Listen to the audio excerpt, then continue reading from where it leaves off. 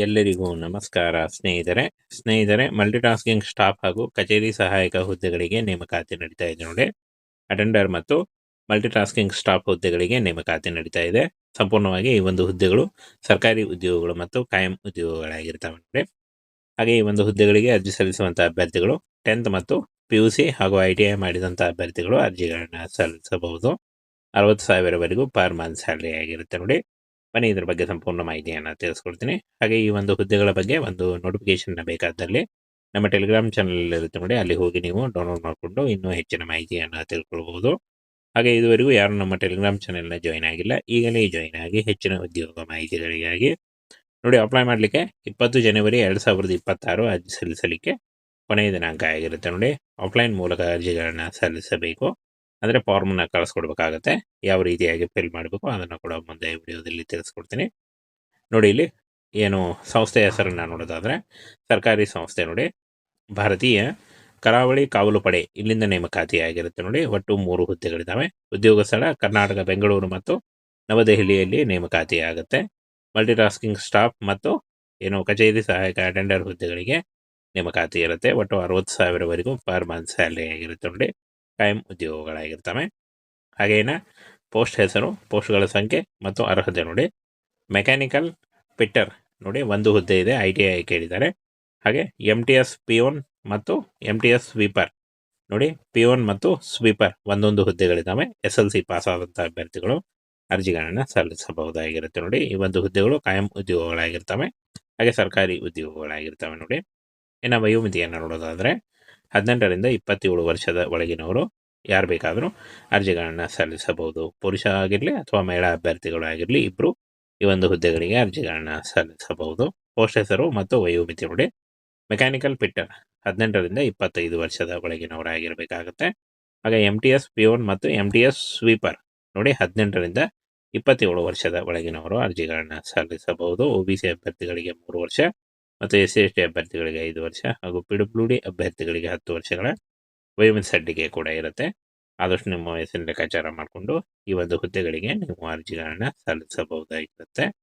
ಇನ್ನು ಫ್ರೆಂಡ್ಸ್, ಯಾವ ರೀತಿಯಾಗಿ ಅರ್ಜಿಗಳನ್ನ ಸಲ್ಲಿಸಬೇಕು ಅಂತ ನೋಡೋದಾದರೆ ನೋಡಿ, ಇಲ್ಲಿ ನೀವು ಮೊದಲು ಅಪ್ಲಿಕೇಶನ್ ಫಾರ್ಮನ್ನು ಡೌನ್ಲೋಡ್ ಮಾಡ್ಕೊಳ್ಳಿ, ಅಥವಾ ನಾನು ನಮ್ಮ ಟೆಲಿಗ್ರಾಮ್ ಚಾನಲಲ್ಲಿ ಅಪ್ಲಿಕೇಶನ್ ಫಾರ್ಮನ್ನು ಕೊಟ್ಟಿರ್ತೀನಿ, ಅಲ್ಲಿಂದ ಹೋಗಿ ನೀವು ಡೌನ್ಲೋಡ್ ಮಾಡಿಕೊಂಡು ಇಂಗ್ಲೀಷ್ನಲ್ಲಿ ಫಿಲ್ ಮಾಡಿ ಈ ಒಂದು ಅಡ್ರೆಸ್ಗೆ ನೀವು ರಿಜಿಸ್ಟರ್ ಪೋಸ್ಟ್ ಅಥವಾ ಸ್ಪೀಡ್ ಪೋಸ್ಟ್ ಮುಖಾಂತರ ಕಳಿಸ್ಕೊಡ್ಬೇಕಾಗುತ್ತೆ ನೋಡಿ.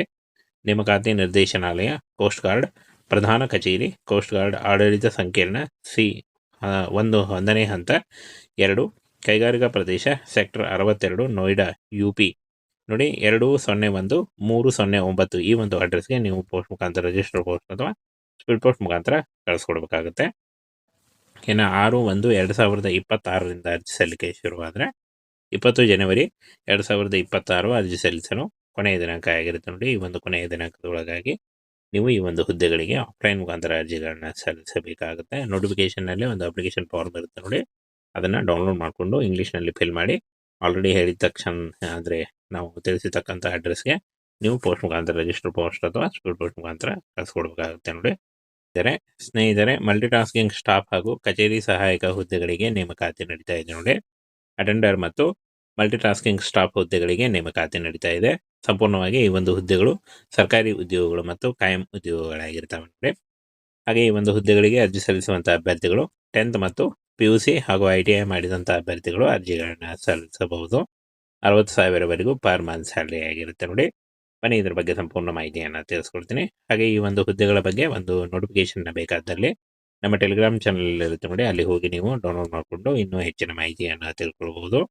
ಹಾಗೆ ಇದುವರೆಗೂ ಯಾರು ನಮ್ಮ ಟೆಲಿಗ್ರಾಮ್ ಚಾನೆಲ್ನ ಜಾಯ್ನ್ ಆಗಿಲ್ಲ, ಈಗಲೇ ಜಾಯ್ನ್ ಆಗಿ ಹೆಚ್ಚಿನ ಉದ್ಯೋಗ ಮಾಹಿತಿಗಳಿಗಾಗಿ ನೋಡಿ. ಅಪ್ಲೈ ಮಾಡಲಿಕ್ಕೆ 20 ಜನವರಿ 2026 ಅರ್ಜಿ ಸಲ್ಲಿಸಲಿಕ್ಕೆ ಕೊನೆಯ ದಿನಾಂಕ ಆಗಿರುತ್ತೆ ನೋಡಿ. ಆಫ್ಲೈನ್ ಮೂಲಕ ಅರ್ಜಿಗಳನ್ನ ಸಲ್ಲಿಸಬೇಕು. ಅಂದರೆ ಫಾರ್ಮನ್ನು ಕಳಿಸ್ಕೊಡ್ಬೇಕಾಗತ್ತೆ. ಯಾವ ರೀತಿಯಾಗಿ ಫಿಲ್ ಮಾಡಬೇಕು ಅದನ್ನು ಕೂಡ ಮುಂದೆ ವಿಡಿಯೋದಲ್ಲಿ ತಿಳಿಸ್ಕೊಡ್ತೀನಿ ನೋಡಿ. ಇಲ್ಲಿ ಏನು ಸಂಸ್ಥೆ ಹೆಸರನ್ನು ನೋಡೋದಾದರೆ ಸರ್ಕಾರಿ ಸಂಸ್ಥೆ ನೋಡಿ, ಭಾರತೀಯ ಕರಾವಳಿ ಕಾವಲು ಪಡೆ, ಇಲ್ಲಿಂದ ನೇಮಕಾತಿ ಆಗಿರುತ್ತೆ ನೋಡಿ. ಒಟ್ಟು 3 ಹುದ್ದೆಗಳಿದ್ದಾವೆ. ಉದ್ಯೋಗ ಸ್ಥಳ ಕರ್ನಾಟಕ ಬೆಂಗಳೂರು ಮತ್ತು ನವದೆಹಲಿಯಲ್ಲಿ ನೇಮಕಾತಿ ಆಗುತ್ತೆ. ಮಲ್ಟಿಟಾಸ್ಕಿಂಗ್ ಸ್ಟಾಫ್ ಮತ್ತು ಏನು ಕಚೇರಿ ಸಹಾಯಕ ಅಟೆಂಡರ್ ಹುದ್ದೆಗಳಿಗೆ ನೇಮಕಾತಿ ಇರುತ್ತೆ. ಒಟ್ಟು 60,000ವರೆಗೂ ಪರ್ ಮಂತ್ ಸ್ಯಾಲರಿ ಆಗಿರುತ್ತೆ ನೋಡಿ. ಕಾಯಂ ಉದ್ಯೋಗಗಳಾಗಿರ್ತವೆ. ಹಾಗೇನ ಪೋಸ್ಟ್ ಹೆಸರು, ಪೋಸ್ಟ್ಗಳ ಸಂಖ್ಯೆ ಮತ್ತು ಅರ್ಹತೆ ನೋಡಿ. ಮೆಕ್ಯಾನಿಕಲ್ ಪಿಟ್ಟರ್ ನೋಡಿ, ಒಂದು ಹುದ್ದೆ ಇದೆ, ITI ಕೇಳಿದ್ದಾರೆ.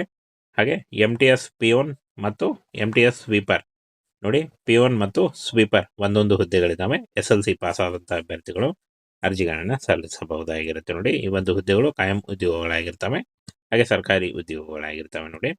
ಇನ್ನು ವಯೋಮಿತಿಯನ್ನು ನೋಡೋದಾದರೆ 18ರಿಂದ 27 ವರ್ಷದ ಒಳಗಿನವರು ಯಾರು ಬೇಕಾದರೂ ಅರ್ಜಿಗಳನ್ನು ಸಲ್ಲಿಸಬಹುದು. ಪುರುಷ ಆಗಿರಲಿ ಅಥವಾ ಮಹಿಳಾ ಅಭ್ಯರ್ಥಿಗಳು ಆಗಿರಲಿ, ಇಬ್ಬರು ಈ ಒಂದು ಹುದ್ದೆಗಳಿಗೆ ಅರ್ಜಿಗಳನ್ನು ಸಲ್ಲಿಸಬಹುದು. ಪೋಸ್ಟ್ ಹೆಸರು ಮತ್ತು ವಯೋಮಿತಿ ನೋಡಿ. ಮೆಕ್ಯಾನಿಕಲ್ ಪಿಟ್ಟರ್ 18ರಿಂದ 25 ವರ್ಷದ ಒಳಗಿನವರಾಗಿರಬೇಕಾಗುತ್ತೆ.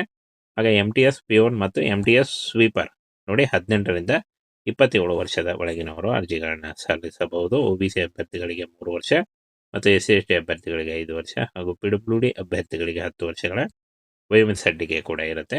ಆದಷ್ಟು ನಿಮ್ಮ ವಯಸ್ಸಿನ ಲೆಕ್ಕಾಚಾರ ಮಾಡಿಕೊಂಡು ಈ ಒಂದು ಹುದ್ದೆಗಳಿಗೆ ನೀವು ಅರ್ಜಿಗಳನ್ನು ಸಲ್ಲಿಸಬಹುದಾಗಿರುತ್ತೆ. ಇನ್ನು ಫ್ರೆಂಡ್ಸ್, ಯಾವ ರೀತಿಯಾಗಿ ಅರ್ಜಿಗಳನ್ನು ಸಲ್ಲಿಸಬೇಕು ಅಂತ ನೋಡೋದಾದರೆ ನೋಡಿ, ಇಲ್ಲಿ ನೀವು ಮೊದಲು ಅಪ್ಲಿಕೇಶನ್ ಫಾರ್ಮನ್ನು ಡೌನ್ಲೋಡ್ ಮಾಡ್ಕೊಳ್ಳಿ, ಅಥವಾ ನಾನು ನಮ್ಮ ಟೆಲಿಗ್ರಾಮ್ ಚಾನಲಲ್ಲಿ ಅಪ್ಲಿಕೇಶನ್ ಫಾರ್ಮನ್ನು ಕೊಟ್ಟಿರ್ತೀನಿ, ಅಲ್ಲಿಂದ ಹೋಗಿ ನೀವು ಡೌನ್ಲೋಡ್ ಮಾಡಿಕೊಂಡು ಇಂಗ್ಲೀಷ್ನಲ್ಲಿ ಫಿಲ್ ಮಾಡಿ ಈ ಒಂದು ಅಡ್ರೆಸ್ಗೆ ನೀವು ರಿಜಿಸ್ಟರ್ ಪೋಸ್ಟ್ ಅಥವಾ ಸ್ಪೀಡ್ ಪೋಸ್ಟ್ ಮುಖಾಂತರ ಕಳಿಸ್ಕೊಡ್ಬೇಕಾಗುತ್ತೆ ನೋಡಿ. ನೇಮಕಾತಿ ನಿರ್ದೇಶನಾಲಯ, ಕೋಸ್ಟ್ ಗಾರ್ಡ್ ಪ್ರಧಾನ ಕಚೇರಿ, ಕೋಸ್ಟ್ ಗಾರ್ಡ್ ಆಡಳಿತ ಸಂಕೀರ್ಣ C 1ನೇ ಹಂತ 2, ಕೈಗಾರಿಕಾ ಪ್ರದೇಶ, ಸೆಕ್ಟರ್ 62, ನೋಯ್ಡಾ, UP ನೋಡಿ 201309 ಈ ಒಂದು ಅಡ್ರೆಸ್ಗೆ ನೀವು ಪೋಸ್ಟ್ ಮುಖಾಂತರ ರಿಜಿಸ್ಟರ್ ಪೋಸ್ಟ್ ಅಥವಾ ಸ್ಪೀಡ್ ಪೋಸ್ಟ್ ಮುಖಾಂತರ ಕಳಿಸ್ಕೊಡ್ಬೇಕಾಗುತ್ತೆ. ಇನ್ನು 6/1/2026ರಿಂದ ಅರ್ಜಿ ಸಲ್ಲಿಕೆ ಶುರುವಾದರೆ 20 ಜನವರಿ 2026 ಅರ್ಜಿ ಸಲ್ಲಿಸಲು ಕೊನೆಯ ದಿನಾಂಕ ಆಗಿರುತ್ತೆ ನೋಡಿ. ಈ ಒಂದು ಕೊನೆಯ ದಿನಾಂಕದೊಳಗಾಗಿ ನೀವು ಈ ಒಂದು ಹುದ್ದೆಗಳಿಗೆ ಆಫ್ಲೈನ್ ಮುಖಾಂತರ ಅರ್ಜಿಗಳನ್ನ ಸಲ್ಲಿಸಬೇಕಾಗುತ್ತೆ. ನೋಟಿಫಿಕೇಷನ್ನಲ್ಲಿ ಒಂದು ಅಪ್ಲಿಕೇಶನ್ ಫಾರ್ಮ್ ಇರುತ್ತೆ ನೋಡಿ, ಅದನ್ನು ಡೌನ್ಲೋಡ್ ಮಾಡಿಕೊಂಡು ಇಂಗ್ಲೀಷ್ನಲ್ಲಿ ಫಿಲ್ ಮಾಡಿ ಆಲ್ರೆಡಿ ಹೇಳಿದ ತಕ್ಷಣ ಅಂದರೆ ನಾವು ತಿಳಿಸಿರ್ತಕ್ಕಂಥ ಅಡ್ರೆಸ್ಗೆ ನೀವು ಪೋಸ್ಟ್ ಮುಖಾಂತರ ರಿಜಿಸ್ಟರ್ ಪೋಸ್ಟ್ ಅಥವಾ ಸ್ಪೀಡ್ ಪೋಸ್ಟ್ ಮುಖಾಂತರ ಕಳಿಸ್ಕೊಡ್ಬೇಕಾಗುತ್ತೆ ನೋಡಿ.